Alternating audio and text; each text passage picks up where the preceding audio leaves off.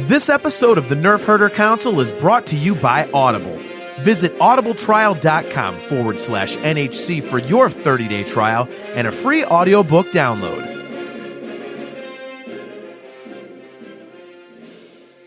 Hi, this is Joseph Williams, son of John Williams, and you are watching the Nerf Herder Council. Why, you stuck-up, half-witted, scruffy-looking Nerf herder! You can't use that word. Only we can use that word.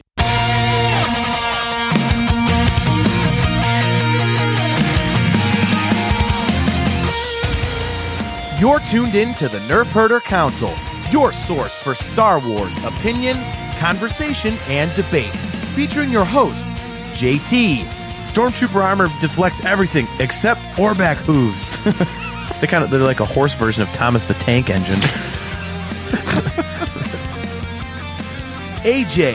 Yeah, Rebels is a lot like our show, where we think we have a good idea and then it just fails in execution.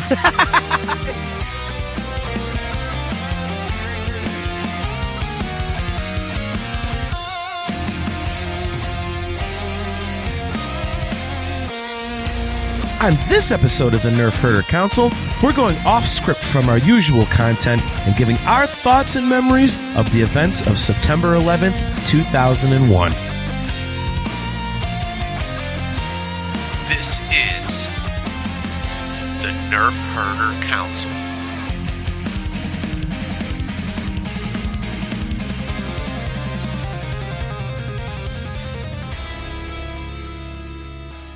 What's up, guys? Welcome to another episode of the Nerf Herder Council. I am your host, JT. We are live on Facebook and YouTube. Not only our own, but those of the Virtual Cantina Network. Real quick, guys, as a quick reminder, the views of the Nerf Herder Council do not necessarily reflect those of the Virtual Cantina Network, and there may be some bad language on our show, so if you're not into that sort of thing, you may want to turn it off. As always, guys, we are brought to you by Audible. Go to audibletrial.com/NHC for your 30-day trial and a free audiobook download. If you would like to get customizable Nerf Herder Council swag, just go to shop.nerfherdercouncil.com. And if you would like to get some awesome Virtual Cantina Network swag, just go to tpublic.com/user/virtual-cantina. And guys, if you are watching on either our YouTube channel or that of the Virtual Cantina Network, please click the like and subscribe buttons and hit the notification bell so that you are notified every time we go live. Without further ado, let me bring on my co-host and my best friend, my brother AJ. How's it going, man? Hey, man, how you doing tonight?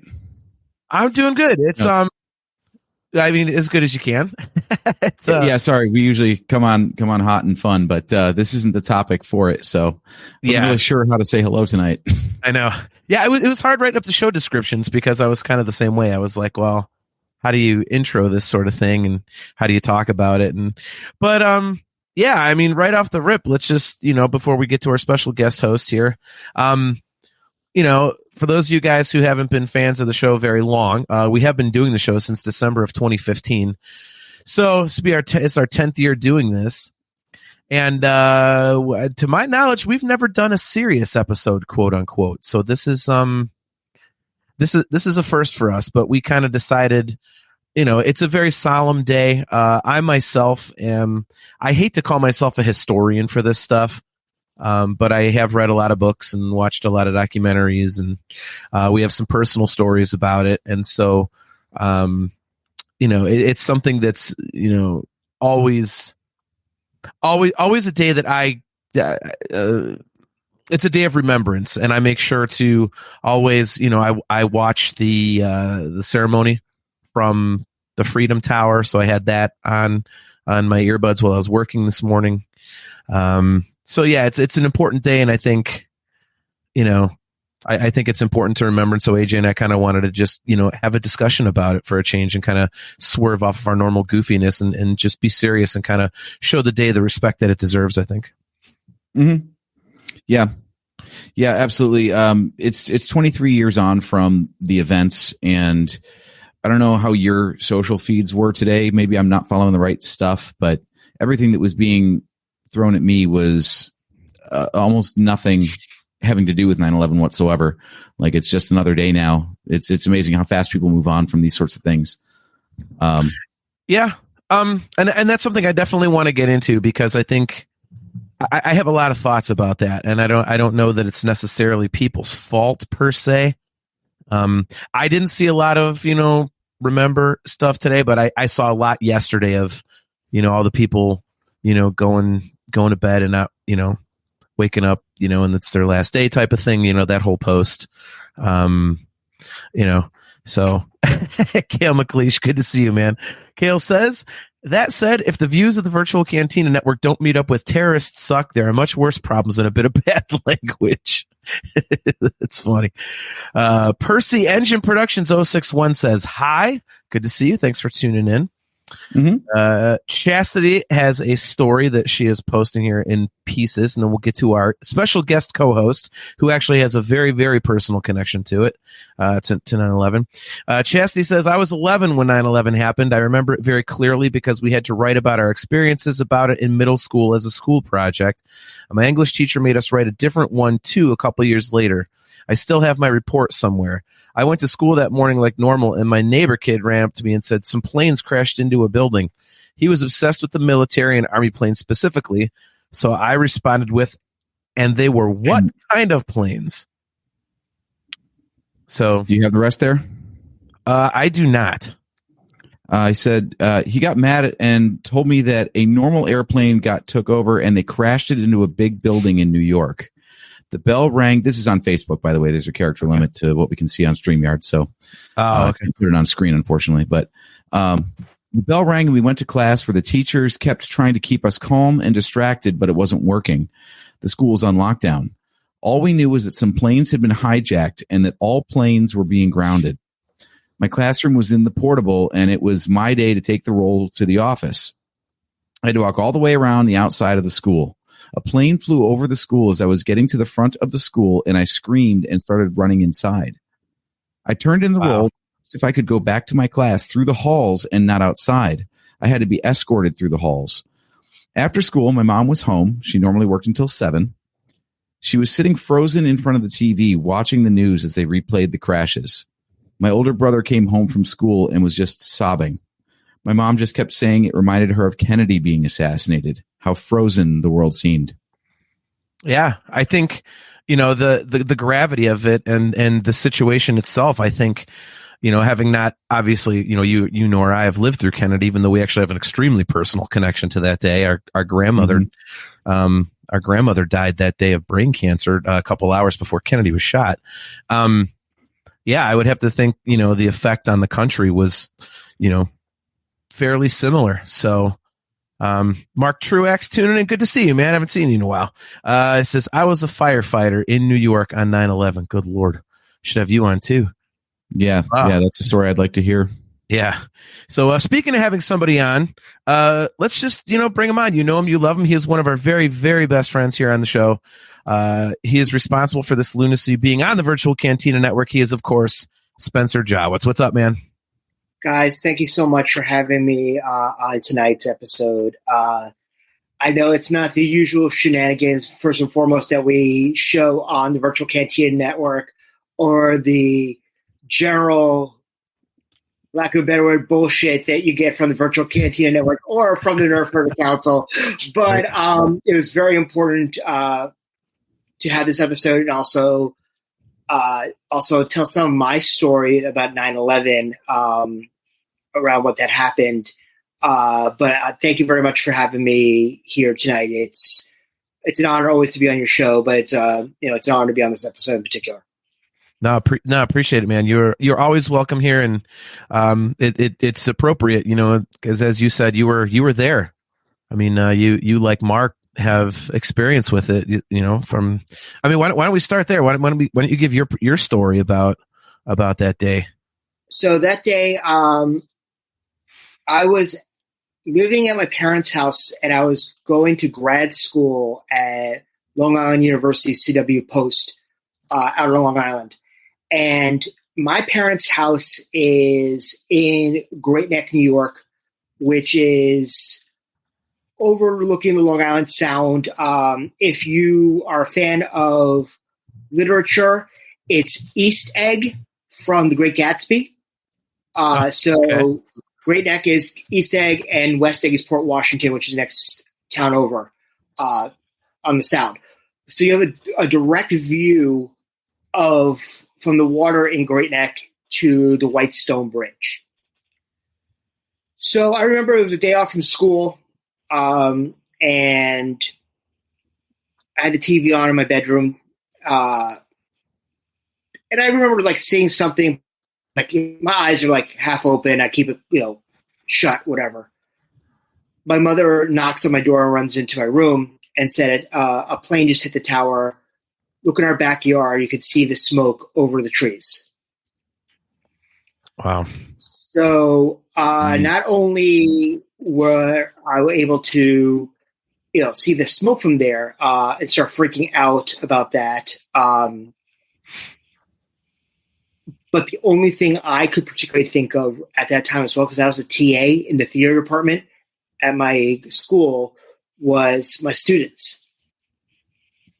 And so my parents I quickly threw some clothes on, I was about to leave. My parents were like, well, where are you going? As I'm driving to campus. Like, why are you driving to campus? I'm like, because I'm worried about the mentality of my students right now, quite honestly. More so than myself, I'm worried about them. How are they right now? I got to campus and made sure that, everybody was situated, made sure that, all the classes in the department were canceled for the rest of the day, made sure that I was around. But you could not get a phone call. Lines were tied up all around New York. You were just not able. It was just hectic, and there was a lockdown campus as soon as I got there. So not only was I stuck there on campus, but I couldn't even call my parents, let them know I was okay on there. I had to get libraries open, so I was able to send an AOL instant message to my mom to let her know I'm okay. Yeah, and obviously people are putting posts on my my AOL or my MySpace saying, "Are you okay? Are you okay?" What's going on? It was just, I was, like I said, I was like literally like miles away. Dear friends of mine from high school were firefighters and killed in the tragedy. My future wife's cousin was killed there. One of my dearest friends was working in the stock exchange and would tell me stories about how they got them out of the stock exchange, do a human train to get outside because you couldn't see because of all the debris. It was just horrific. But the one thing I said is that the country would become stronger and more united as ever in the days to follow. And that was the one thing I did tell my students.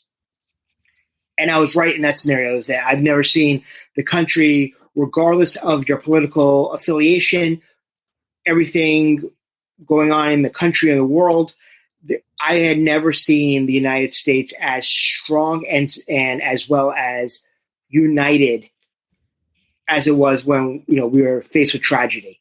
Everybody was looking out for each other, and it's horrific. The next closest thing to that is my wife was at the Boston Marathon bombing. Oh, and wow. I was on the other side of the state. I was in Springfield when I got the text saying a bomb just went off at the marathon, and she was at the finish line. So in my backyard, literally, the last two major on our soil tragedies have happened in my backyard, which has been, horrible. But yeah, I mean, that's my story about 9/11. I mean, like I said, I was basically, like I said, I could see the smoke from my parents' house. It was that horrific.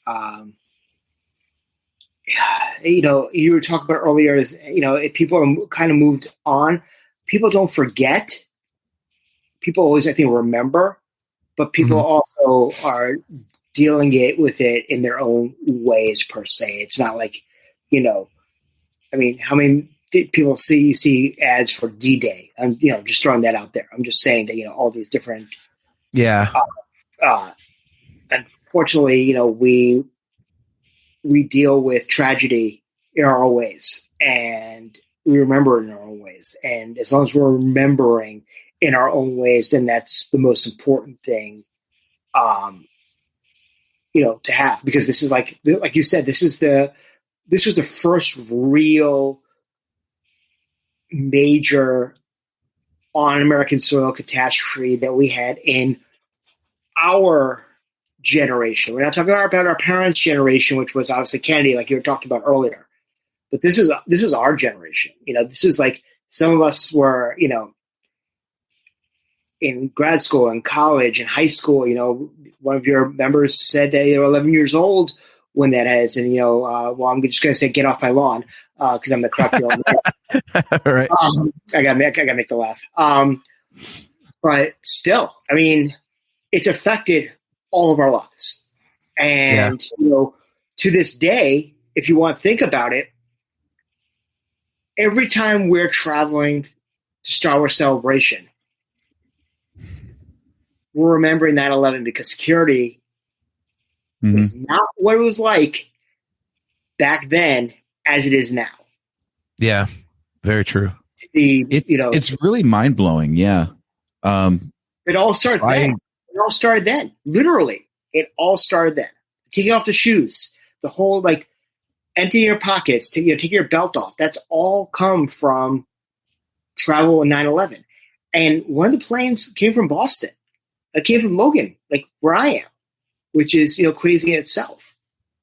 There was that show, A Million Little Things. Fantastic show. I don't know if you saw it. It ended about a year ago. And the lead character from Office Space is in it as well. And he was supposed to be on the plane that was hijacked from Logan. Like they actually they're now incorporating that into storylines, in media. Yeah. And it's like I say, it's prolific for the Gen Xers tragedy of our lifetime up until the Boston Marathon. But this affected us more as a country than the Boston Marathon did. Yeah. No, I would agree. I mean, we've got people that are now of drinking age that weren't alive when this happened. Like it was so bizarre. I've dated people who have children born 2005 and later. And, if the same way that we heard about Kennedy's assassination or Pearl Harbor, they only know the stories. They don't know the personal impact because they haven't lived through it. But there is something super powerful. Spencer, have you been back to the 9/11 memorial since they put that up? I have been not really walked around, but I walked, around it, but I haven't walked through it.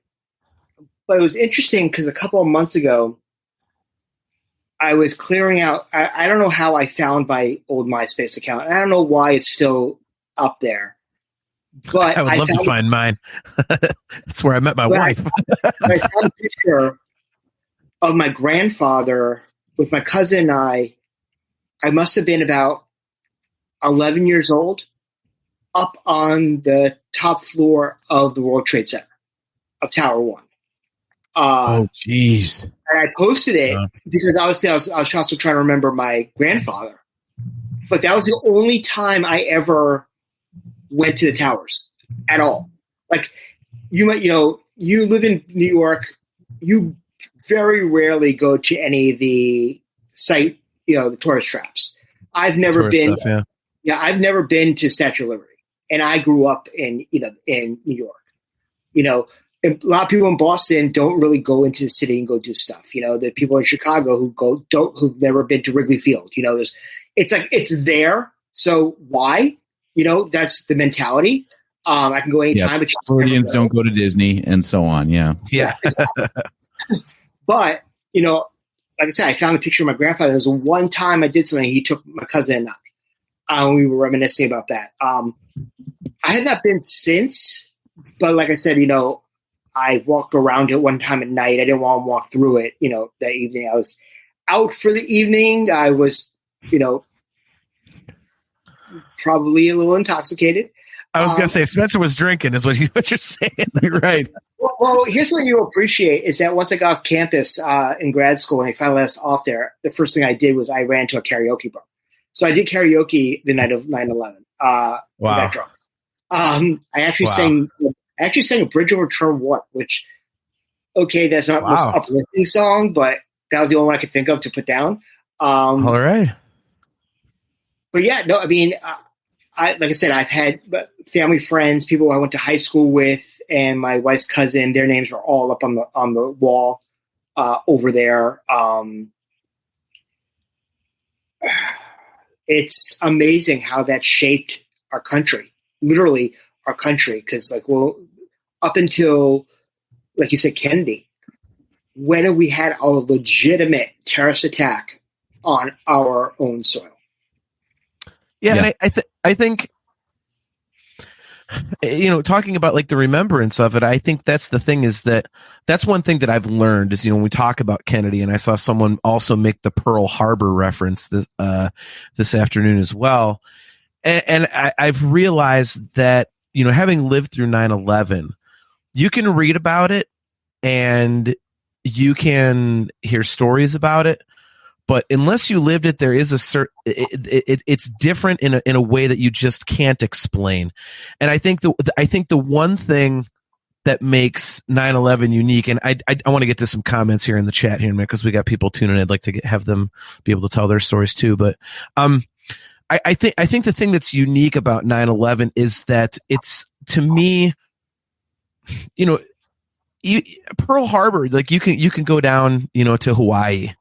And you can go to the memorial at the Arizona and stuff, and it's underwater and all this kind of stuff. New York City, where the towers were, where the Freedom Tower is now. I mean, Spencer, you can speak to this because you were down there. I mean, you lived in New York, like you said, but the thing that struck me, AJ and I were there in March of 2003, so it was cleaned up, but it was literally just a construction site, 2 giant square holes in the ground, but. Mm-hmm. The thing that struck me as just unbelievable was when you hear the numbers of people that perished and you talk about the buildings collapsing and you see the footage, or, it seems like this big, like there was a lot of room for this stuff to fall. But when you're down there, the first thing I noticed was that across the street from the towers is a building that's, I believe, like 65 stories tall. And I looked at that building and it just kept going up and up. And then I thought, the towers were each, almost 50% taller than that. And there were 2 of them. And when you think about that amount, the size of that, the sheer size, and it coming down, there is nowhere for it to go. And when you really realize what a massive event that was in such a small space, you can actually get a feel for, what were those people doing that were in the footprint of the building?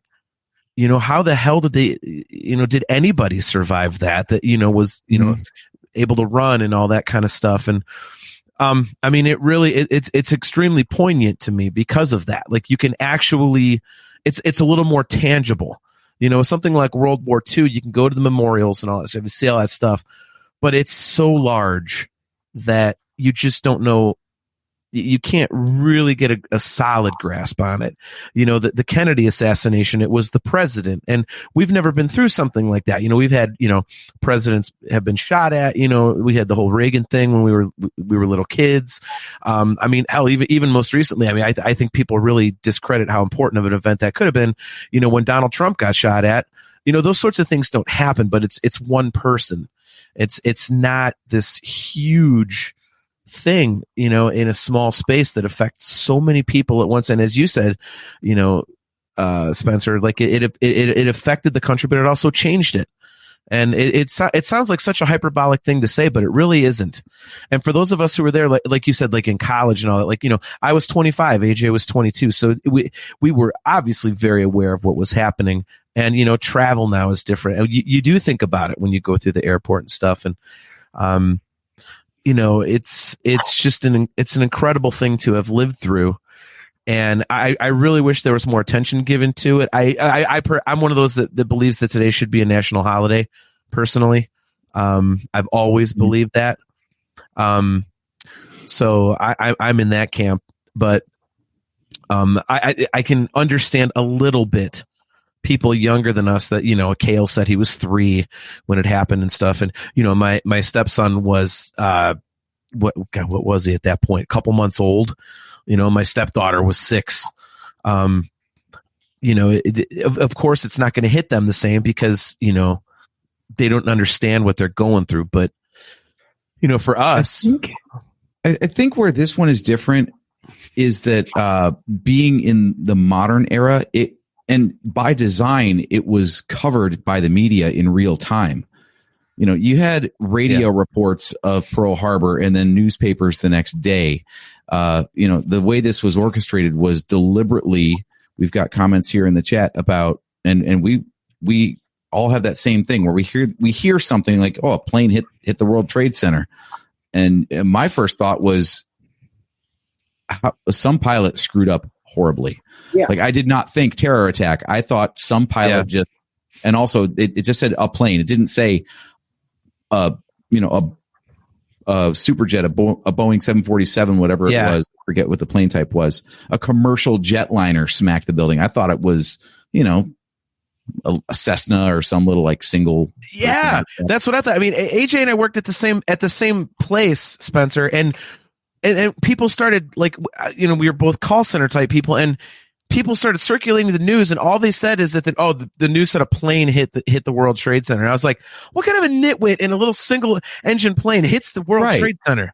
And then 20 minutes later they said, another plane hit. I was like, man, what are the odds? I will never forget saying, what are the odds of those PP planes hitting the World Trade Center that same day? And someone goes, no, they were jumbo jets. And that's when I went, oh shit.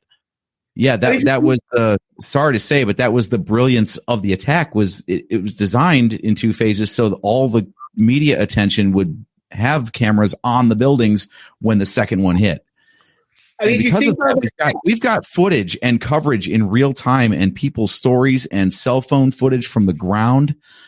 So even people that weren't alive and even people that weren't there in New York can experience it in such a more visceral, like relatable way than any other attack that we've ever had. Yep. So if you think about this, if you think about the media, so let's talk a little bit about the media and how it is now, which is honestly, it's great that we got this information in live time. But let's talk about another American tragedy that's happening in our lifetime. Let's talk about the Challenger disaster. I remember my teachers rolling in the TVs. Now, if you're a child of the 80s, when a TV got rolled in, you're usually pretty happy about that. Not this particular juncture. We saw that happen after the fact because they were like, it was on repeat on the news. But that was a thing that was, the shuttle launches were always televised, especially with Christopher McAuliffe being the first teacher to go up there. They, the terrorists knew that we would be watching in live time. At that time, from the Challenger disaster on, we were, and, since, if you want to see even the Kennedy disaster, tragedy, but we are known for being a heavily televised pomp and circumstance. We're going to put our balls out for the whole world to see on TV, live and living color. I mean, if you want, that's just the way society was. So it was not difficult. We had movies back, before then. You look at movies like, The Running Man, which, had as a game show with death on it that was on national television.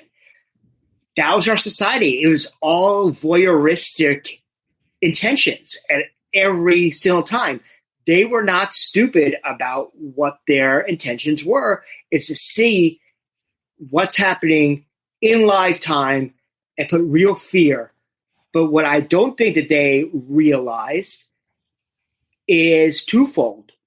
One is that you are not going to you might knock the towers down, but you are not going to knock down the spirits of the United States of America. We came back bigger, badder, and stronger than ever. I knew that. At the Boston Marathon, and the bomber hid in a boat, and I said, "You're messing with Boston. Okay, like you're missing with Boston. This guy will be found in 5 minutes, like anyone. Like, Right. I mean, come on. But the thing is that unfortunately, like I said, we're a voyeuristic society. Everything happens in live time. It doesn't matter what it is. We have court TV, you know? Yep.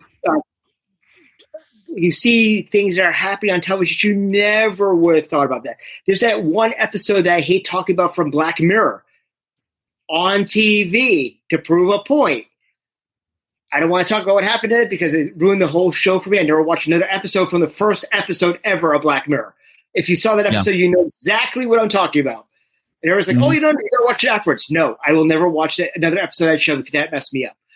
But it's just the way society is. And unfortunately, for better or worse, that's what they were trying to do. Yep. Yeah. Well, let's get to some comments here. Like I said, I want to make sure that everybody's got, gets their stories in because this is not just our show tonight. Miranda Helmick, always good to see you. Always good to see you. She says, my instructor this week at my training was talking about how weird it was flying right after. He said O'Hare Airport was empty and there were no female flight attendants. He said all the flight attendants were linebacker-looking guys and how everyone just sat down and was quiet.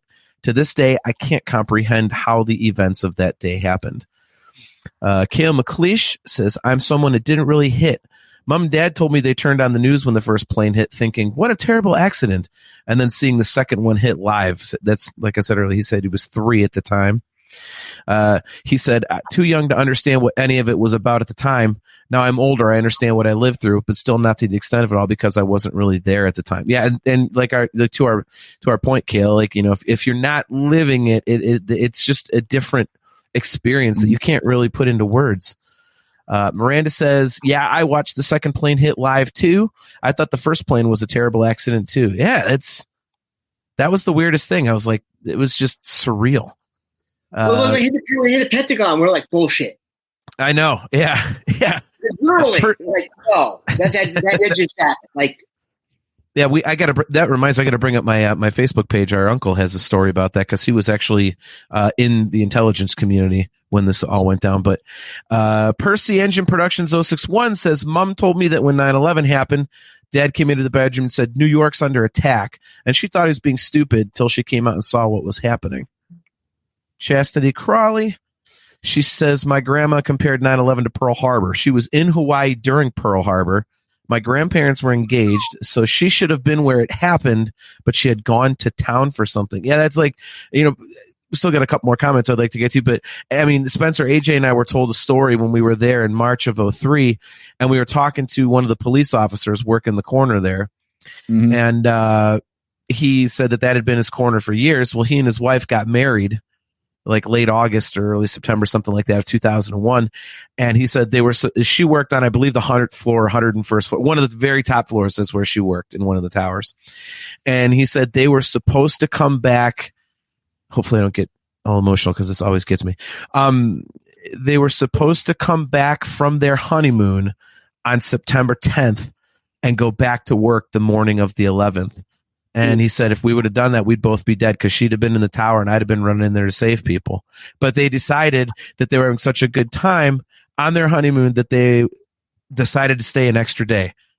So the day that they decided to stay extra was 9/11. So they didn't come back and go to work. And that's like just the coincidences of things like that happening are just unbelievable. Kale says, I honestly hope people don't live through something in the scale again anytime soon. I don't want to see anything else like this in my lifetime. Amen to that, Kale. Amen to that. Yeah, this is like... Yeah, that's hatred on another level for honestly no reason. I mean, if you remember, it's an attack on a way of life, and very few people that suffered as a result of that day had anything to do with what the attackers were so mad at. I mean, if you remember that one scene from bring it back to Star Wars, from the Book of Boba Fett, when Cobb Vanth is sitting in the cantina in Mos Espa, and they see the Death Star 2 being blown up in live time on that, in the holodeck. that was similar to what we were experiencing, if you want to bring it back to Star Wars, because they were watching it in live time. People remember where they were when things happened. People, we remember, our parents remember where they were when the Kennedy assassination was. We remember where we were the Challenger disaster. We remember where we were for 9/11. We remember where we were when Princess Diana died. Like we've had some major tragedies in the last 60, 70 years in the world, and it's all been in live time. And it's scary that we have the capacity to actually watch all of this, and the footage is there of everything that happened. Just imagine what's not been shown. Yeah. With all the cameras and coverage that everything has now, everyone's got everything they need in their pocket to document something. Good luck. I don't think there's going to be another tragedy that doesn't have massive coverage on it, because everyone's on camera all the time, pretty much. Mm-hmm. Yeah, I'm trying to look up our uncle's comment, but yeah, he was. Yeah, so he had a meeting at the Pentagon. He says, I was on 66 on the way to the Vienna metro stop for a meeting at the Pentagon. Needless to say, meeting canceled as the world changed. That's just unbelievable. It's, the amount of close calls. And I think that's the thing about it is, not only was it broadcast live, as you guys are talking about, so it was, all of us saw this in real time, but I think because of that, and because of, the fact that they do keep it alive, which I think the ceremony they do is exceptional, where they have all the names read every year. I think it retains a certain level of intimacy, I would say, because it seems like a more personal thing.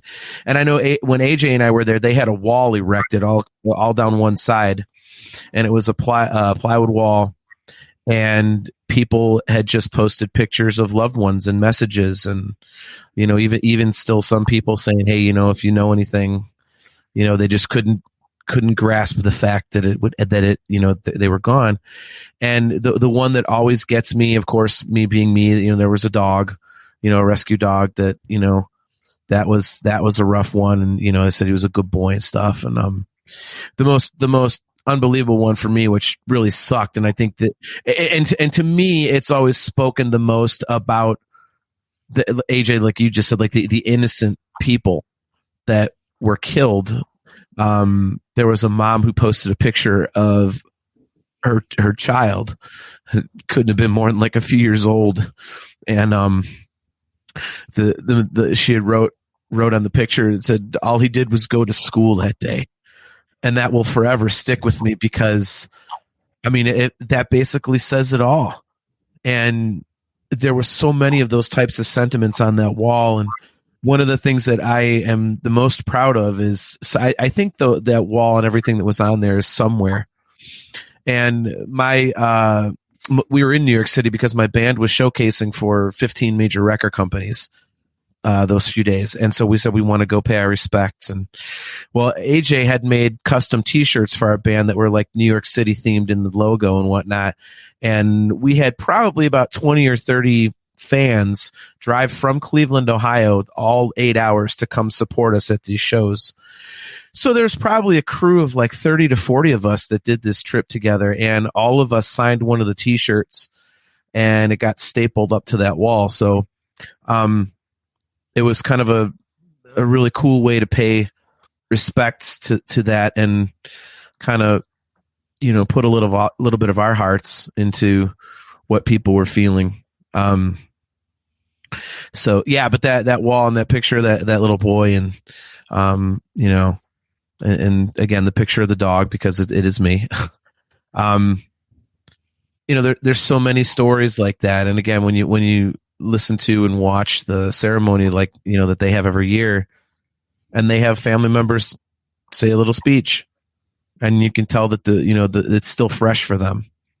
And it's painful. And even more so, like, we're talking about it's 23 years. The amount of people that, weren't. I mean, there were some young kids using this term, but there were some not so young kids that said, "Oh, my grandfather, so and so." It's like, oh my God, are we really that far down the road from this? Mm-hmm. Mm-hmm. And, and you know, I don't know if you guys are able to explain this. So this is a question. I mean, it's probably just theoretical, but I've never been able to properly explain why 9/11 hits me as hard as it does. I've never been able to properly put into words like why it upsets me, why I have such reverence for the day.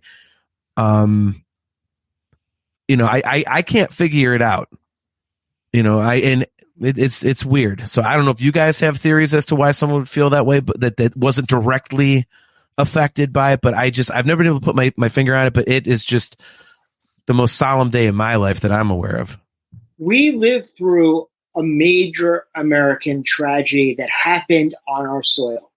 And if it did not affect you, I don't know how it did. The only people it didn't affect were the innocent ones, the kids that went to school that day, had no idea what was going on until like their parents later on told them or whatever their nature. But we were all the age where whether we were miles away or hundreds of miles away or thousands of miles away, this was the first real American tragedy of a terrorist nature on our soil. We're not talking about an embassy blowing up in London, from anything, or the American embassy blowing up there, or any other country. We're talking about a national monument, recognized building, people dying on our soil. So, of course, it's going to have some reverence with us because it was tangible for us. We were able to touch that building, whether it been in, before it went up there. We all have people within the 6 degrees of our lives of somebody who passed at the towers or has a story of the towers. So if it doesn't affect you, I'd be shocked because it's in our face more so than anything else. We could talk about Pearl Harbor, how we all have a connection maybe towards there, understandable with this 6 degree, but our generation, Gen X, was 9/11. That was the big one that shaped society after a tragedy. Yeah, and to see, to your point, New York is kind of, it's the symbol of America to the world. It's in so many movies and pop culture and everything. Even people that haven't been there feel like they know the place. Right. So to see it happening there, it's one thing to see, like, the subway bombing in France or something, or Spain, all these places that we know as Americans are foreign to us. Unless we've physically been there, we don't have the connection. But when you see your home turf, so to speak, under attack like that, it's so much more affecting because it feels, it's to your point, Spencer, it felt more real than the other things that we've heard about that happen in other places. It's very easy to hear a news report about some place you've never been and people you've never met and be somewhat removed from it. But when that you might have actually spoken to somebody who was in the tower and never knew it, prior to 9/11, and to see it like that, it hits right at the heart of our own culture in such a way that's so much more personal. And seeing those ground level account of, the camera pans up and you see the dust cloud coming at the camera. It's unlike anything that's ever been experienced before. Even your point about the Challenger, we saw a little blip up in the sky go poof, but that was it. It's just so different when you see people physically running for their lives and maybe not even making it out safely in real time like that. And I'd be remiss not to say is that every year on this date, we see all the posts about actor Steve Buscemi re-enlisting into the fire department to volunteer to help. Every year on this date we see about Steve Buscemi, and I have a great deal of respect for those who are not active firefighters or, Brothers of the Shield, if you will, getting involved. I mean, Mark Truex, a good friend of all of ours from, the VCN, saying that he was a firefighter in New York at that time as well. We all know people's stories. We know we're connected. And it's a story that we are going to tell, our kids, our grandkids, and hopefully the day that the country changed. And, I don't want to say that some skeptics might have saw this happening because, we were the country was very much high on the hog back in that day. If you imagine that something was going to happen sooner or later, we didn't know what, but just the morale, but it did nothing but make us stronger. What was made to make us weaker made us stronger. Every scenario that has happened since then, tragedies on our shores, has been nothing but an opportunity to show the true nature of our country, our hearts, and our integrity as people. And it's very disconcerting. And we're not going to get into a political debate or anything of that nature that's going on because we do not do that here on the Virtual Cantina Network. And there's no politics in Star Wars, so we're not going to talk about politics in Star Wars because there's no such thing as politics in Star Wars. But it was the one thing that didn't matter if you were Republican or if you were a Democrat or if you were a Green Party or if you were an independent. It didn't matter. You were an American. Mm-hmm. And you were as proud to be an American as your brother who might have voted, and your neighbor who lives next door. Every 4 years you get a huge argument with. You wanted to do nothing but hug that person and say, I love you. Yeah. I got a couple more comments I want to bring up, but real quick to your point, Spencer, I know that, my band played a big benefit show for the firefighters in New York here in Cleveland shortly after that happened. And it was at a club that held 1,000 people. We sold it out. And I will never, ever forget being on that stage. And of course, you got to say a few words of thanks. Just say, hey, man, thanks, everybody, because people were donating money. The bands all obviously donated their time. And it's so... I guess it's cliche at a point because we all heard all the chants of USA, USA. We have heard them at sporting events and all this different stuff. But when that happened at that concert, it was, first of all, it was thunderous. And second of all, you knew it was heartfelt. And you did feel, excuse me, I think you just phrased it perfectly, Spencer. You did feel that camaraderie and you did feel that sense of togetherness. Mm-hmm. And it was, it was an awesome feeling, and it sucked that it had to take something like that for that to occur, but it did occur. And, it gave me hope. It still gives me hope, to be honest with you, because I know that deep down somewhere, like you said, like no politics and everything. And we don't talk politics either, but deep down somewhere, no matter the division people might feel, it's really not, I think people, when the chips are down, really come together, I think. So, yeah. Chastity says that in her hometown, I know she lives out in Utah, in her hometown, the city puts up a flag for everyone that was killed on 9/11. It stays up for most of September each year, but on 9/11, they light each flag as they read the name that flag represents. Good Lord. Wow. It's incredible.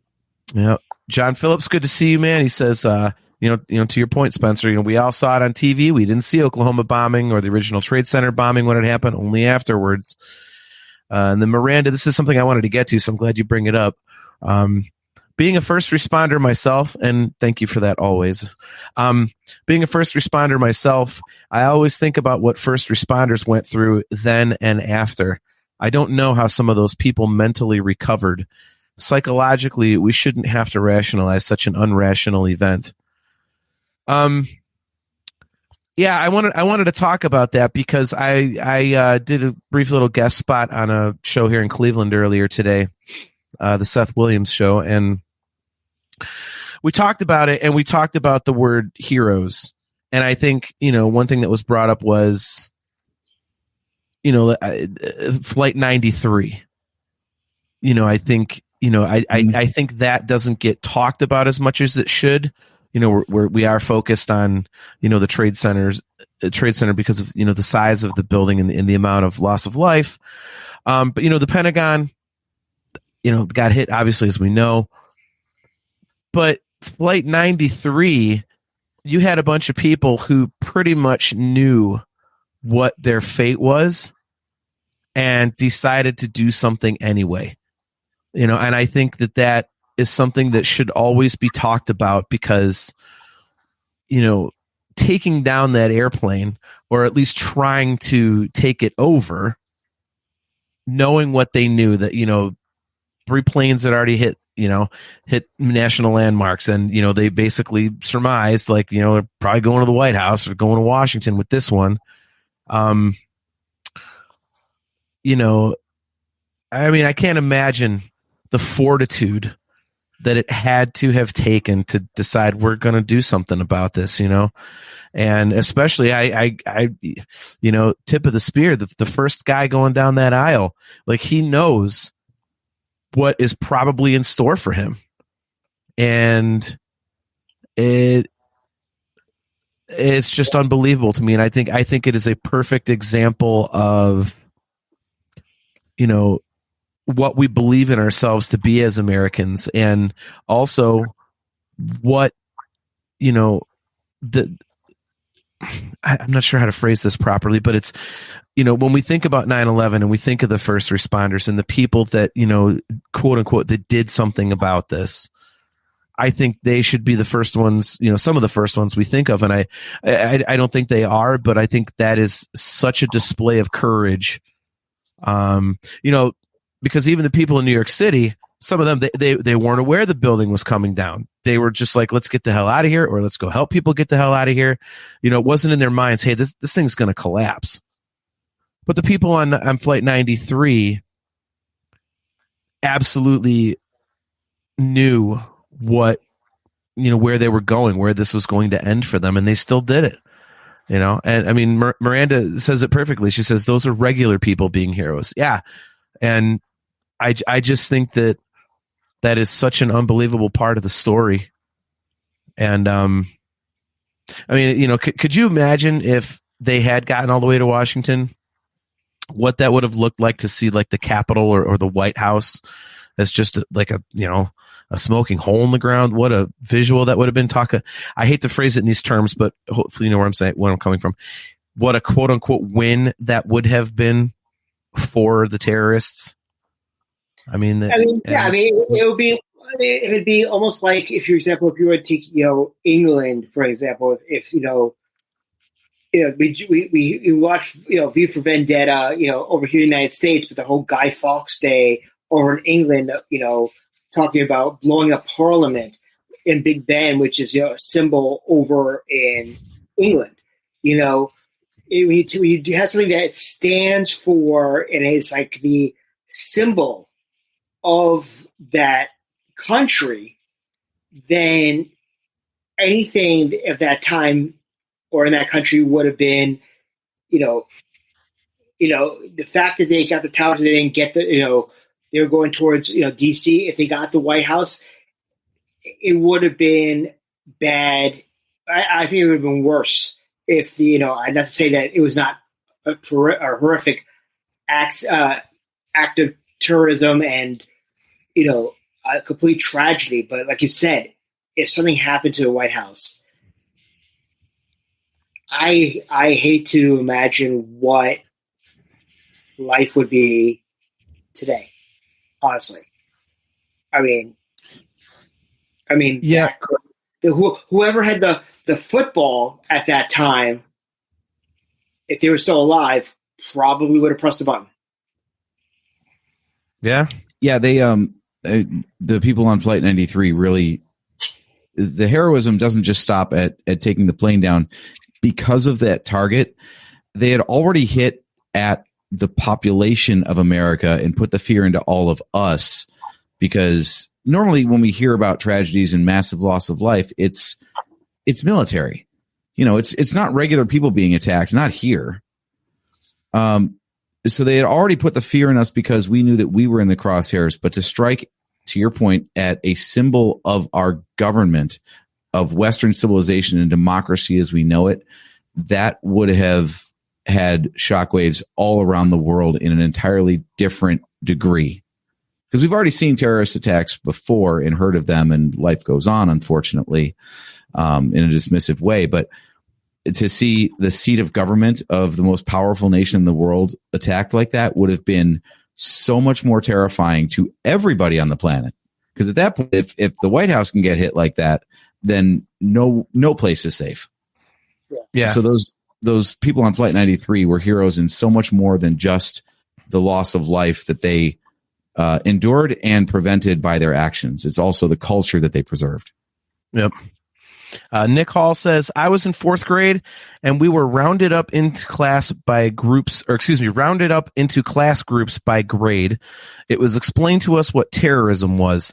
Heavy subject matter process at such a young age. Good buddy Jim Bartek, Jackal One, he says, I had just retired from the military a couple months earlier and was waiting for the call to return if needed. Damn. Yeah, I mean, that's one of the things. I mean, even though it's been said a million times, it can never be said enough.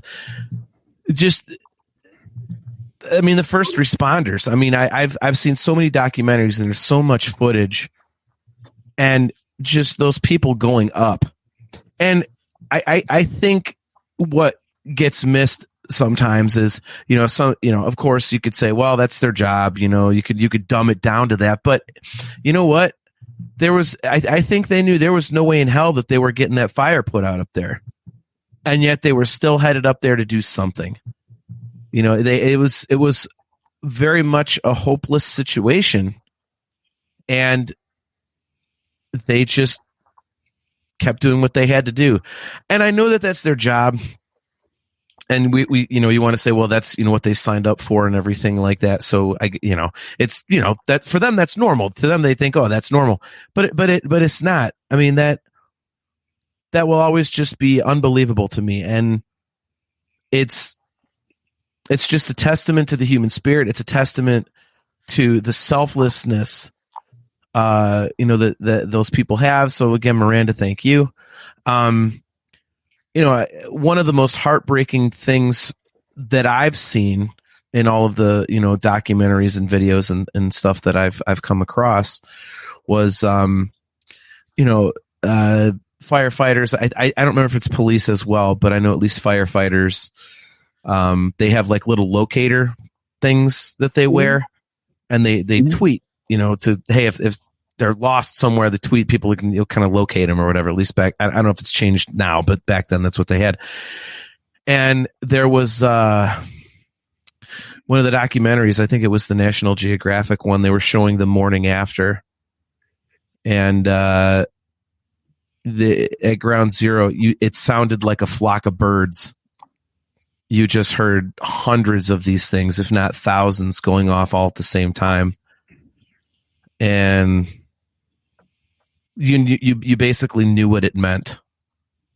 Mm-hmm. And it was just such an incredible thing to see.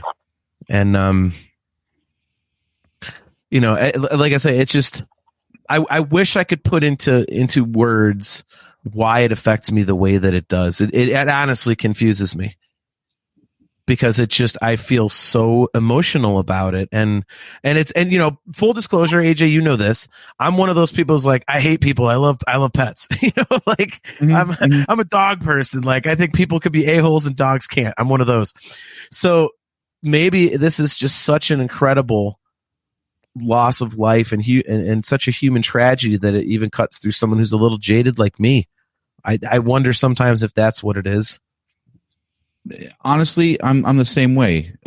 You're more emotional than I am, but I was in New York over the summer, and I I call it a pilgrimage to see the 9/11 memorial and museum, and just walking up to the site. And, I was there with you in 2003, so I have a sense of scale to this thing. But what an incredible mix of emotions it was to be back there again. One, to see how beautiful the area is now. To your point, Freedom Tower is not on the very site. It is slightly away from the site. And the memorial itself is underground.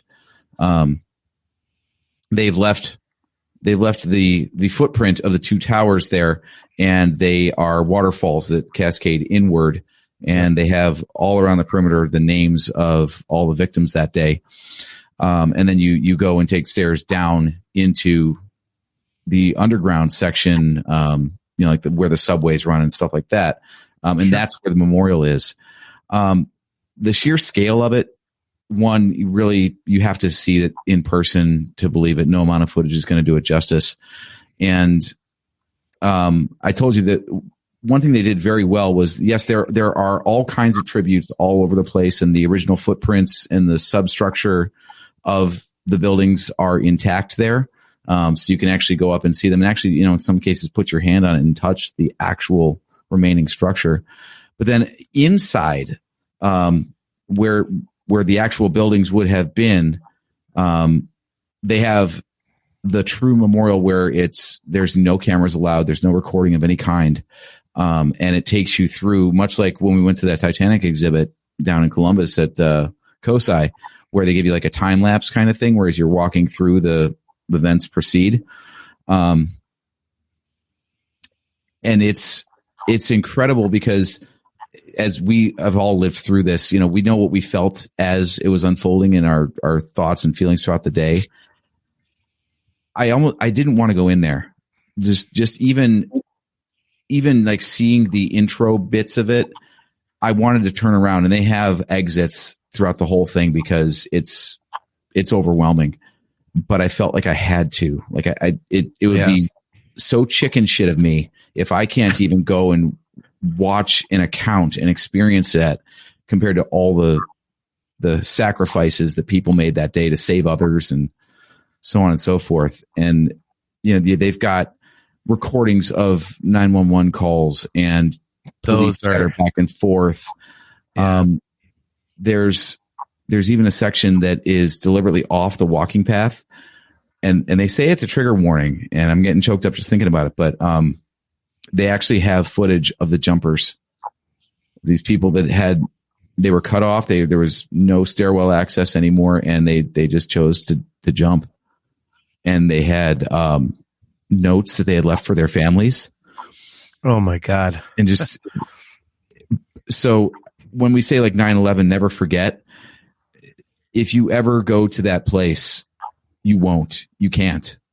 It's incredible just how personal and how reverent the experience of being there is. I actually know when I'm going. I bought tickets to a concert at Radio City Music Hall this morning, and my family and I have been talking about taking a trip to New York City for years because they've never been. So I will be doing that. So that's one of the first things. That's first thing on my list. 100% the first thing. Weird question, because I know I'm going to be this guy if nobody else is. Are there a lot of tears in that place? Oh yes. Yes. Mm-hmm. So all right. So I'm not going to be like weird crying guy. No, it's like a tomb in there. I mean, there's noise from the exhibits, but even that they direct it in such a way that it stays pretty quiet and targeted unless you want to hear whatever the display is. But otherwise, yeah, it's so solemn in there, and it should be. Do you have interest in seeing that, Spencer, or is it an experience that it's too powerful for you, or where do you stand on things like that? I'm in two minds for it, because I do remember as a child being in Israel with my parents and going to the Holocaust Museum. And oh, geez, yeah. I'm not comparing. I don't want anybody to say that I'm comparing the Holocaust to 9/11, two separate things. But I did go to the Holocaust Museum in Tel Aviv, which was supposed to be one of the greatest at the time. I heard the DC was incredible, but I'll never step foot into it. But I do remember a quarter of the way in at age 13 in hysteric crying and having my parents taking me out of the museum. Just because it was so emotionally and I want to preface again, I am not in any capacity comparing the Holocaust to 9/11. I'm just saying that going to a museum of that sort of magnitude, I don't know if I have the stomach out of sheer being upset about the scenario to be able to even walk in. I think that I'll be able to do the outskirts or maybe, take the steps down, a little bit like AJ was talking about. But I don't know if I'd be able to do the full Monty just because it was, once again, literally in my backyard and too close to comfort. I mean, I was talking about earlier on with the marathon with my wife, and my wife still has PTSD to this day, which understandably so. For 5 years after the marathon bombing, she could not go back to the line by the Prudential Center in Boston. She could not go there. She couldn't stomach it. She would have me, we would drive to Cambridge, go to Harvard Yard, or Harvard Yard, as we call it over here. Nice. She'd have me go an alternate route or the long way around, so I wouldn't have to pass it. It was during, we were seeing John Williams at the Boston Symphony Orchestra, which is a 15-minute walk from the line. My wife actually said to me, while they were playing the Imperial March, after here, can we make the walk? I'm like, yes. And she faced her fears, from there. And once again, power John Williams music and the Imperial March, because kudos to those has to come back to Star Wars with us here on the Virtual Cantina Network. Yeah. Right. No cheap plug is showing here. But of course. It's more important now than ever, as JT was saying, is to remember where we were, remember who we were at that time, remember who we are because of situations like this and how it shaped our lives, our children's lives, and society afterwards. And also remember how lucky we are, because a lot of people were not as lucky as they were then. Yeah. And remember, when we go to Celebration, when we're going through security, and we have to do our real IDs now, which are, basically law at this point, just to go through to security to go to security. It all happened from there. I remember when I would fly when I was 5 years old across the country to go see my grandparents by myself. My parents would walk me to the gate, and my grandparents would be at the gate waiting for me.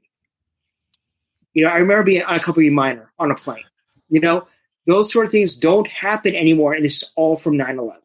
So if you're going to any of the cons in the country, if we're getting ready for Celebration, whenever it's the United States, or if you're going to Japan, remember the fact that a lot of these protocols that are going on right now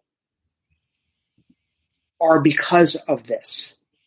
And remember how lucky we are to have each other and have opportunities to voice our opinion, good, bad, or indifferent. We talk about the soapbox mafia all the time, good, bad, or indifferent.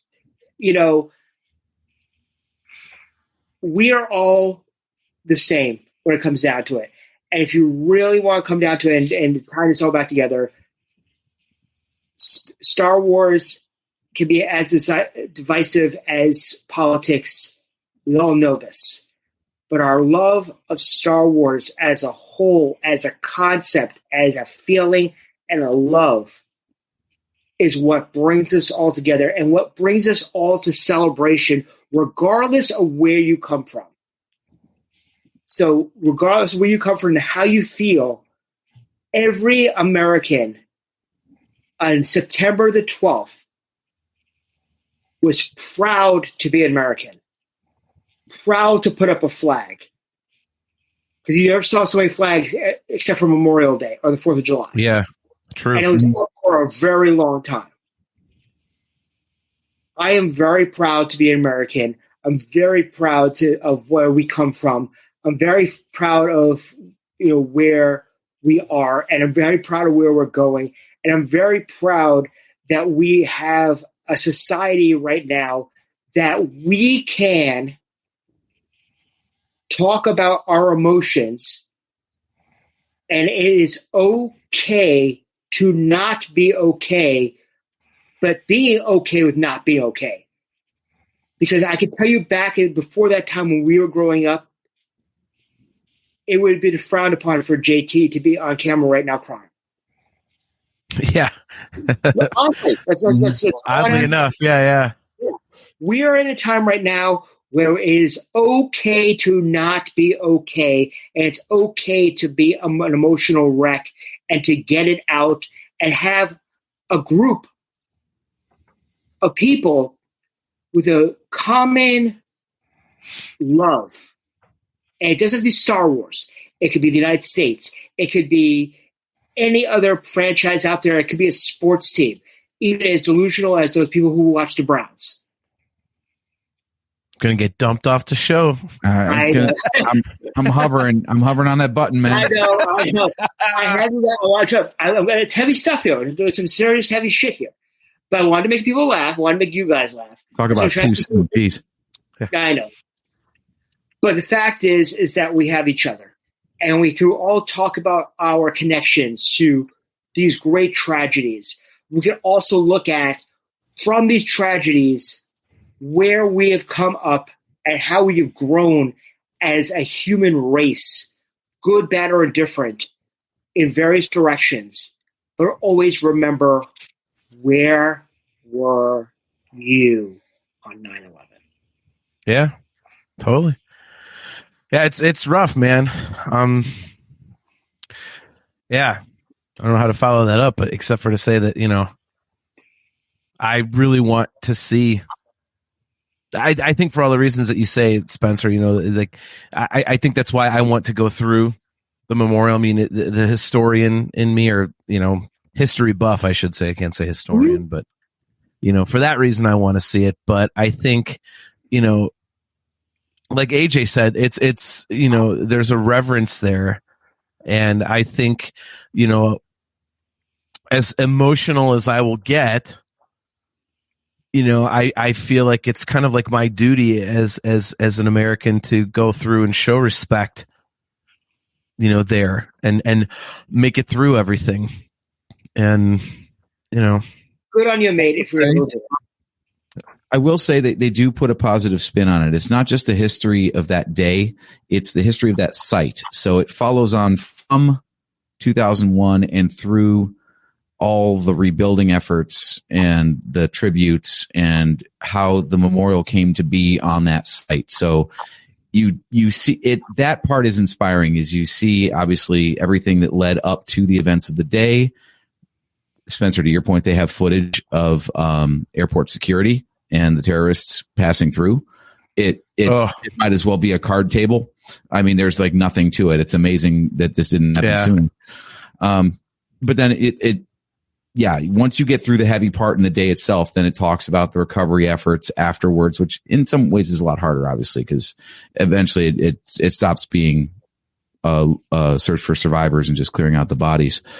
But then it talks about how the site was rechristened as a memorial and a green space, and how it came back and life moves on, and like the fact that we're still here and we're talking about it rather than living through the sort of world that the terrorists who perpetrated this attack would have us live in instead.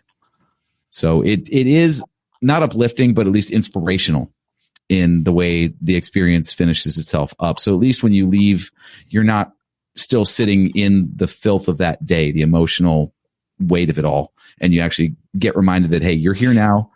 Things are better. It's a tragedy we'll never forget, but life does move on and we can recover. Yeah. I mean, Mark Truax, he said earlier in the show that he was a firefighter down there. And he said, I've never been able to bring myself to go back to ground zero. I I can't even imagine. Mm-hmm.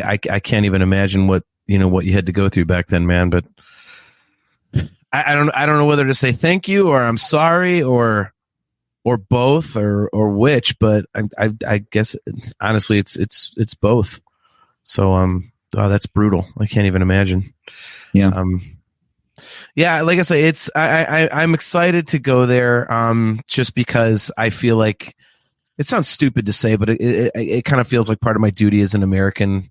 I feel like if I'm in New York City, I figure that's something I should be going to see, something I should be experiencing, and especially with my family, it's something, Spencer, to your point, a few minutes ago, my stepson on a class trip went to Washington, D.C., and he did go to the Holocaust Museum. And he said that of all the things that he saw and the Smithsonian and all this other stuff, he said that the Holocaust Museum was by far the most powerful and just incredibly.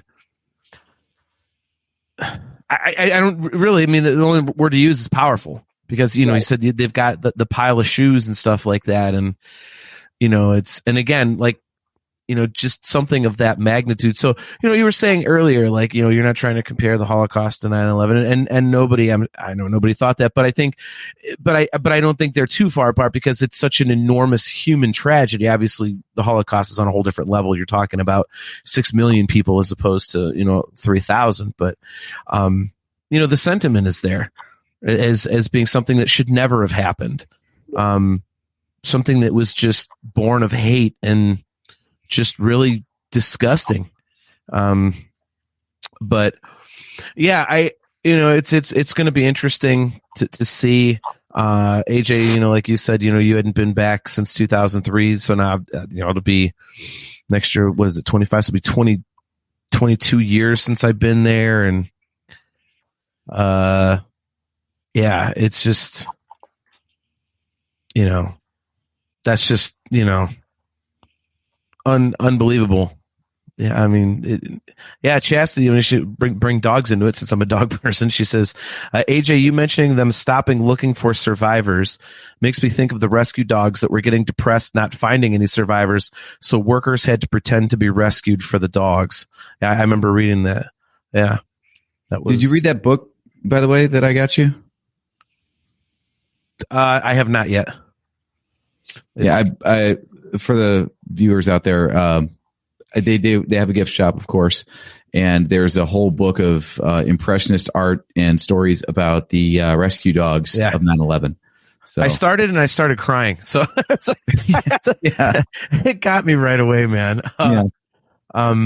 This is why they can't watch the Hallmark Channel at his house. Exactly. So Mark says, I just want to thank the three of you for doing this show and remembering all my friends. You're welcome, man. I think as we've said, it's definitely a day that should never ever be forgotten again. I am very, very fervent in my belief that this should be a national holiday. I mean, holiday is a terrible word to use.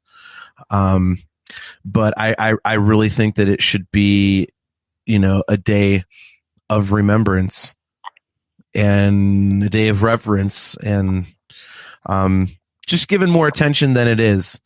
I really firmly believe that. I think it's, like, as we know, it's the single worst, terrorist attack on U.S. soil in history. And I think, the loss of innocent life should always be, remembered, and it should be, I don't want to get all emotional again, but yeah, I just firmly believe that it should, it should definitely be remembered. I'll give you a topic. Duran Duran. Just need a Duran or Duran. Yeah, right. What was the other one? The Civil War was neither civil nor a war. Discuss. Yeah. But yeah, Mark, you're welcome. Like I say, I just, it was interesting. Like when I thought about this a few weeks ago, AJ and I were like, what are we going to do as a topic? And I was like, you know what? I'm very passionate about 9/11. And I always say, it needs to have more, attention, more. I hate to keep using the word reverence. Mhm. And I thought, we've got a platform where a few people watch here and there. I would like to put my money where my mouth is. It's just, it's incredible. So, and frankly, it just didn't feel right to even try to not do a show about it. Like, we're trying to pick a topic and thinking in the back of our minds, how can we talk about anything else? yeah. That would seem disrespectful to not pause and use this platform to let people think about it, reflect on it, and process it some more. I feel like we still have to process it every year. Yeah, and I had a hard time concentrating at work all day because to be completely honest, if this day didn't fall during our busiest time of the year at work, where I cannot take time off of work, I'm not able to. I would have this. I wouldn't be working on this day every single year. I wouldn't be. I would just be doing, watching programs about it and, things about the Freedom Tower and all that kind of stuff, just to show it the proper respect I think it deserves. How about this? My best friend from high school, today's his birthday. Well, you know what, Spencer? It's funny you say that because AJ and our brother and I always joke, because AJ and I have an older brother. We're the three siblings in the family. And we always joke that, unfortunately, we know when the next terrorist attack on U.S. soil is going to be. And we don't know the year, but we know it's going to be May 3rd of one of these years, because that's AJ's birthday. The first terrorist attack was on February 26th, which is my birthday. And then the second one was September 11th, which is our older brother's birthday. So the only one of the three of us left is AJ. So like you said, you had two attacks in your backyard, Spencer. You and AJ just need to stay as far away from each other as possible if there's ever any like international tensions or something, because you guys are going to set off a war. Yeah, but guess what? We'll all come back together on May the 4th. See, there you go. There you go. That's the way to bring it around. I know, that's awesome.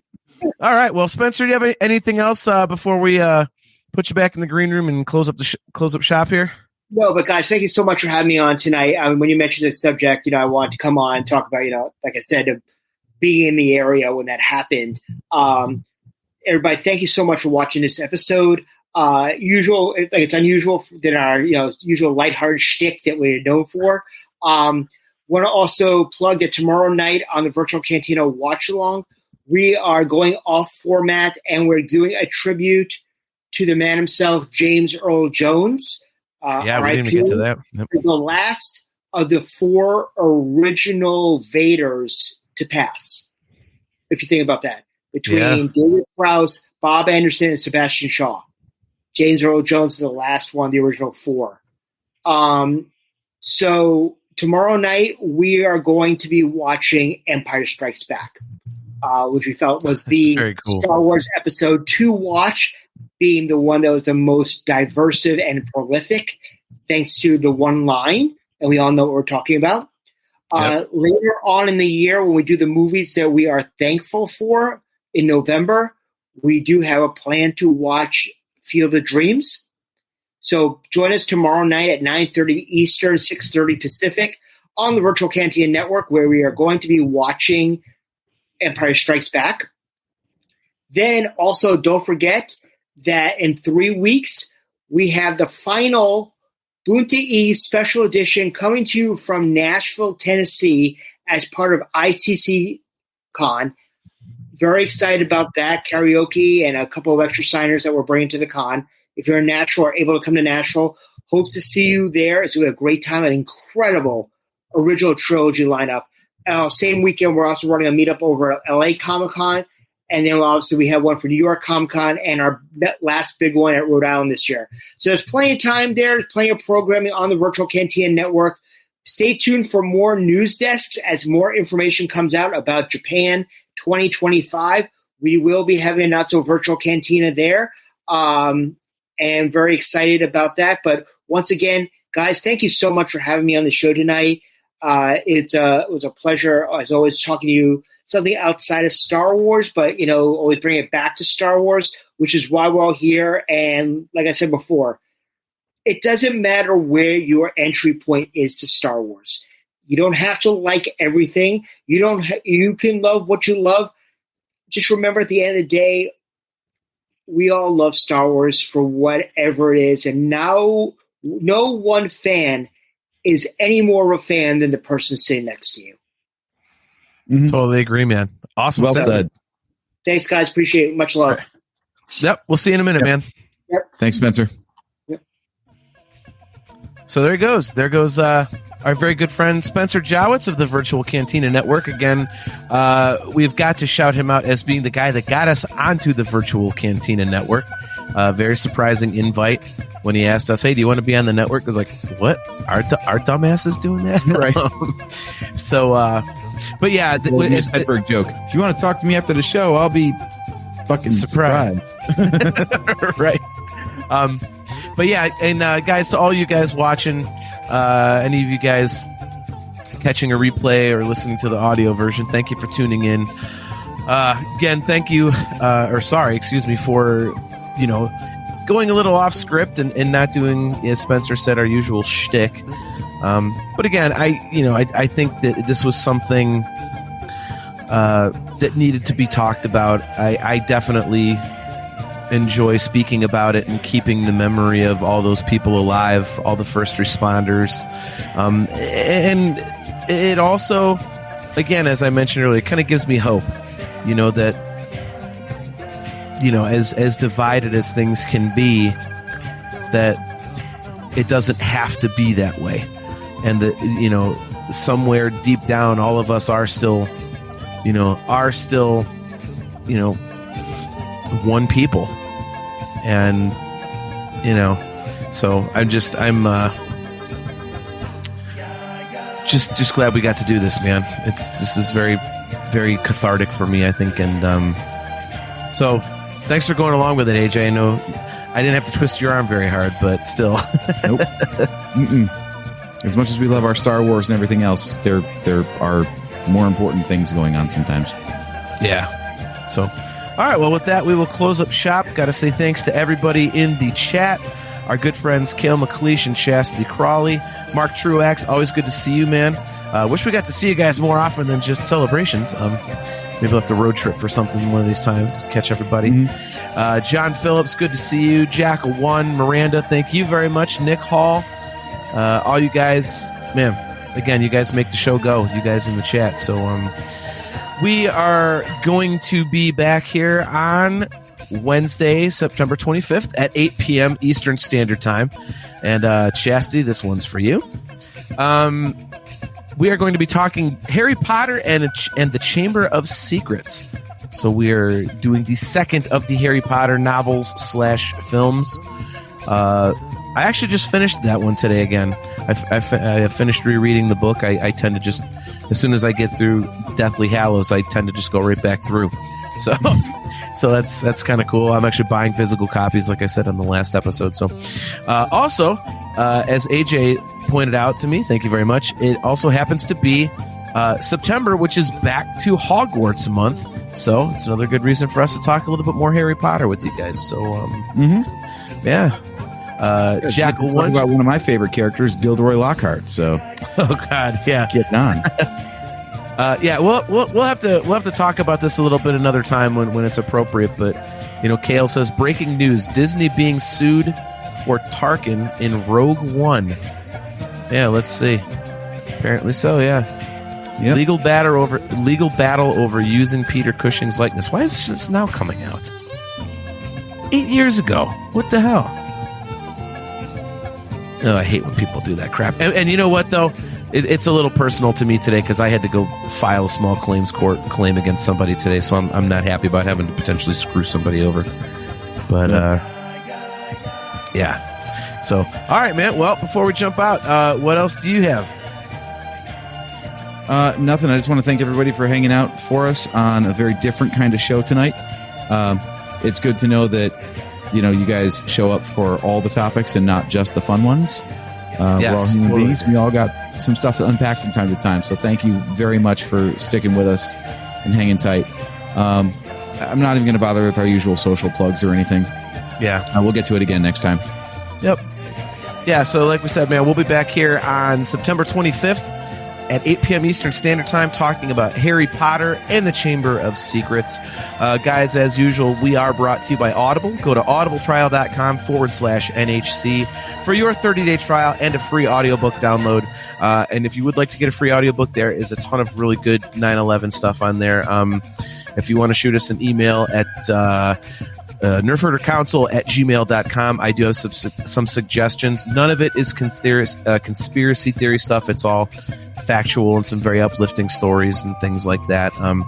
So if you'd like some suggestions, you can just hit us up on via email or on Facebook or all that good stuff.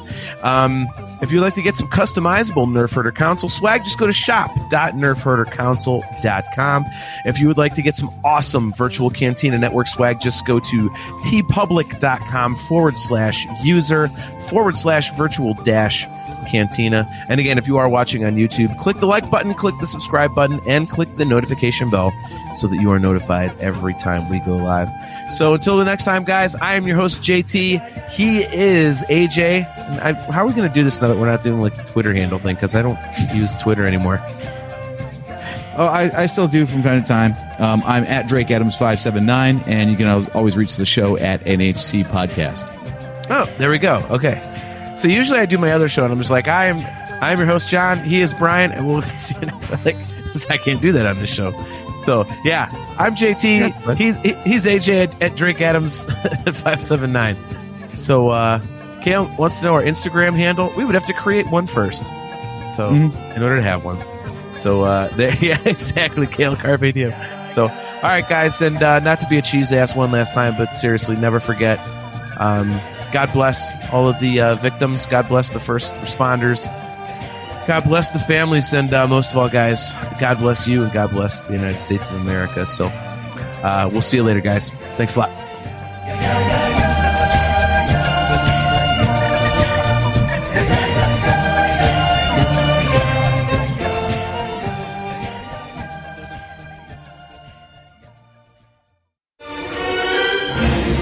This bucket of bolts is never gonna get us past that blockade. This bucket's got a few surprises left in her. Plus, me and Chewie are on it. Ain't that right, Chewie? Hell yeah, you my Nerf herder. You my Nerf herder.